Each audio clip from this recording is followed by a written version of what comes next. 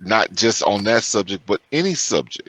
Like we have to, love each other enough to not trample or want to trample on others just to be able to, prove your own. Uh, Yeah. Looks like we got us another hit. Yep. Let me you play know, some more. Let me play some of this other crazy story right here. If y'all haven't heard The this, daughter of the slain family from Riverside, Michelle Blandon, spoke for the first time since the horrific murders of her parents and sister on Friday. Gina Silva reports. I think this horrific tragedy can happen here, our neighborhood, in our community. It can happen anywhere. Holding back tears, Michelle Blandon makes an emotional plea after her parents, Sherry and Mark Winnick, and her younger sister, Brooke Winnick, were killed in what police are calling a catfishing triple homicide in Riverside. Parents, please, please know your child's online activity. Ask questions about what they are doing and whom they are talking to. Investigators say this man, Austin Lee Edwards, a 28-year-old former Virginia State trooper and New York Sheriff's deputy, was active online pretending to be a teenager. This horrific event started with an inappropriate online romance between a predator and a child. Edwards drove from North Chesterfield, Virginia to Riverside, and on Friday, November 25th, detectives say Edwards arrived at the Winnick home, killed 69-year-old Mark and his 65-year-old wife Sherry, and their 39-year-old daughter Brooke. Then investigators say Edwards set the house on fire and left with the teenage girl he had developed an online relationship with. We don't know yet if she was threatened, coerced. We're not describing it as a kidnapping at this point, but we also don't have any reason to believe that she was complicit in any of these murders or the fire as well. A neighbor who saw Edwards leaving with the girl and noticed the house was on fire immediately called for help. Making that call from that neighbor saved my niece's life, and that neighbor is a hero in our eyes. Edwards was involved in a shootout with San Bernardino Sheriff's deputies while trying to flee. But the coroner's report states Edwards died from a self-inflicted gunshot wound. Catfishing led to the deaths of the three most important people in my life. My dad, my mom, and my sister. They are forever in my heart, and I miss them deeply. The family has set up a GoFundMe account to help the Winnick family, specifically the two teenage daughters who were left without their mother and grandparents. The young victim targeted by Edwards is now in the custody of Child Protective Services, and we have been told she is receiving trauma counseling. I'm Gina Silva. crazy story. So the guy was a sheriff deputy. That means he worked for the sheriff's department. hmm when I hear stuff like this, it just kind of, where was this dude's dad? Well, because I mean, a lot of times like this, the guy's dad probably grew up in the same house with his dad and his mom and this, that, and the other, but they didn't have a real connection. And this kid didn't have enough examples, or like the communication barriers need to be, because a relationship is a relationship, and regardless of what type, like there's got to be communication in there, and for you to get to a point where you're catfishing teenagers, like that is serious communication failure. That is like, it's so many things in there, because it's like, you know you feel like the only person you can connect with is children. Well, what Like, kind of yeah. people are they hiring at the damn police department? Well, At I the, don't I, the I don't damn think. sheriff's office? Well, What, see, that's like, the thing. Our society raises more people that's insane than, what I'm saying. Like, we have to realize that this society is not really pushing out the best people. You know what I'm saying?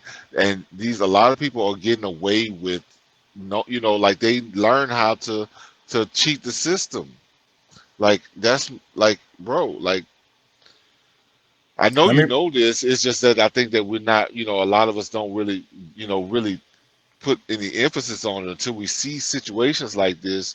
We try to like pick pick it apart, but this dude is sick, and it's not because he chose to be. He just, that's his surroundings, the people around him. Like everybody's uptight. The whole idea of what we wishing, the utopia of what we could be if things were right. He's feeling from not having that as well. You know what I'm Yep. saying? That's why I wanted to cover this story, because I think that it's just another symptom of us, our society being mentally sick, bro. Like so sick. Let me read some comments. It says, "I'm so happy I'm a male and not female. When I look back in my teenage years, I can't even remember how many times I snuck out of my house at night during all times of the year. I listen to a lot of true crimes type stuff, and you would be shocked how many cases there are of kids sneaking out and then not returning home because something horrible happened to them. Just teach Hmm. your kids to be responsible." Another Yeah. comment, it says, "This guy was straight up a predator and monster. It just goes to show that whatever you do for a job doesn't automatically make you a good person. In fact, cops and ex cops can be some of the worst people imaginable." Oh my God. Oh wow, that's a mouthful. Because that's the job means nothing. Like, what I'm saying, just because I mean some people take those jobs to be able to hide who they are, and to be able to get away with things that they wouldn't as a the average citizen. Exactly. Because we was talking about the damn, like, the Boy Scout people, like hardly making no money. They really want to be out here with these kids. I love kids, but I don't want to be out there with them like that, you I hear know. you. Yeah, I feel So, you. I love but kids too, but but people like that, they put themselves in those positions where they can be in those situations so that they can do the stuff that they want to do. Let me read yeah, some more comments. It says, "This guy was hiding in plain sight. He made a good name for himself. It's scary to know it can literally be anybody that believe can be no wrong, that you believe can do no wrong." Another comment, it says, "Don't ask questions, set up mechanisms to see yourself. You can ask to verify they are honest, but always look." Another comment, "A state trooper and sheriff never know who is hiding behind a badge." yeah. I think we have to take more, like when examples come about, like we need to have more conversations so that, like, okay, here's an example. Here are things that you can look for, and you can see like there's certain things that you know ill people will do that they don't know they're doing, that you can recognize. You know what I'm saying? Like, and we have to be that way with our children, our family, like people around us, because like bro, like there's things that's happening all the time that if they would have been had more of a, more vigilant about the people that they're dealing with, especially when you don't know them or barely know them. Like, I think there's a lot of clear signs that if you knew to look at or more attention, pay more attention to, you could probably pick it up and be like, all right, you know what, I'm just not gonna, what I'm saying, like find a way to change that whole dynamic. But Yeah. Yep. If you're not paying attention to your kids at all, then you ain't gonna know. But then it's still gonna be really hard because it could be really sneaky. Let me read well, some more, yeah. especially the teenagers. Well, Let that's me what I read. was gonna say.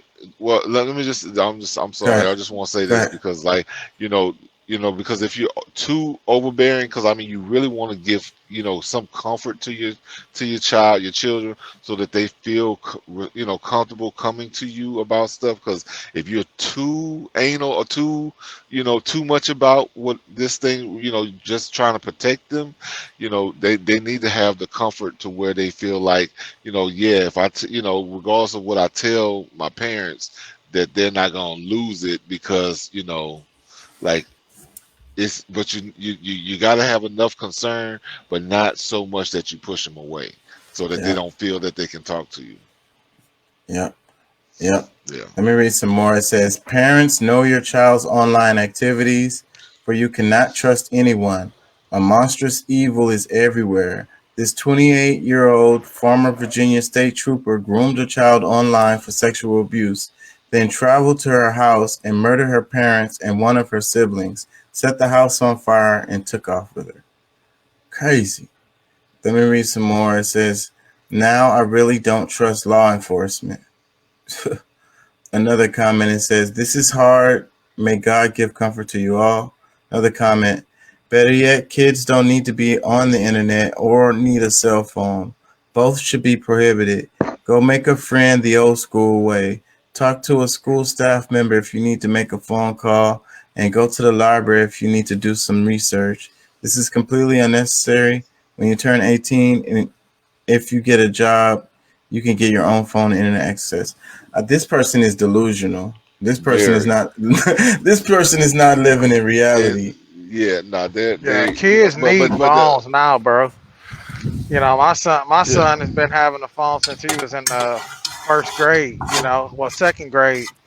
And Right, how much right. confidence does it give you that you can just reach out and because whatever they doing or whatever's going on, and then you know that they can hit you if it's a Yeah, problem. Somebody, it's the teacher could be doing them wrong or something's happening. yeah. exactly. It gives me that confidence, and then the fact of the matter is of me being able to track him by the phone. You know, there's different apps. A lot of people think, oh, you turn the phone off, it's not trackable no more. No, there's different apps that still will track that phone.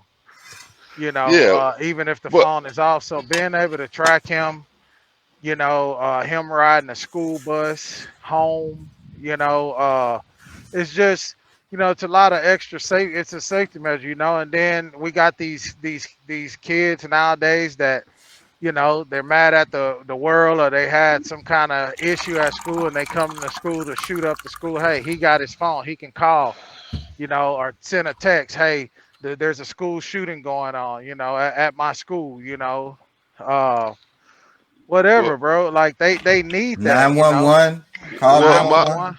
Yeah, I know y'all hear me use this word a lot, but it's just the best way to describe it is the balance, and the balance between, you know, letting your child know that you're like the world, what the world that they're really living in, because I think that there's too many parents that's you know, they don't want to, like, because I don't want my child to be living with a bunch of fear, but at the same time I need him to understand that, you know, everybody doesn't mean you well, and if you just going through life thinking everything is all cool and grand because the life you live in here at home and for the most part at school is like he's living around a bunch of other kids that's in the same boat, that you know what I'm saying, like the possibility is still there that somebody might be trying to harm you.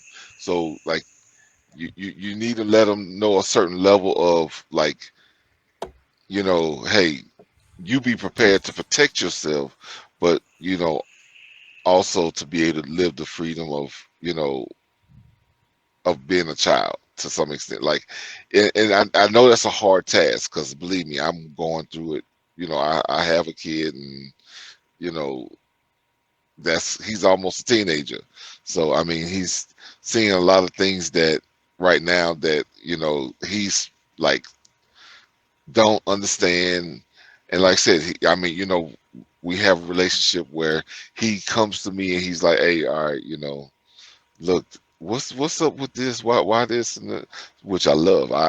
You know, I like. I think that he's so matured to be doing that. But that's the atmosphere that I've some, you know, pretty much provided for him to, you know, say, hey, this is what's this, and you know, even when you know, like with girls and stuff like that, because it's like, you know. You know, he thinks I'm cool as hell, but you know, I'm like, dude, I'm somewhat of a geek too. You know what I'm saying? Like I didn't, you know what I'm saying? Like I grew up, I understand things better. I blah blah blah. You know what I'm saying?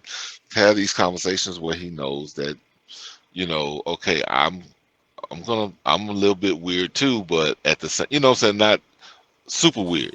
You know, like I don't know. It's a lot there, you know, but Let me read some. situations like this, yeah, it's you sad. You got to prepare them. You got to prepare them so that hopefully these things don't happen. Let me read some more. It says, this is also why we should require our police officers prior to being hired to take psychological evaluation. There's a place in New York that already does this, and they are weeding out bad cops before they become cops.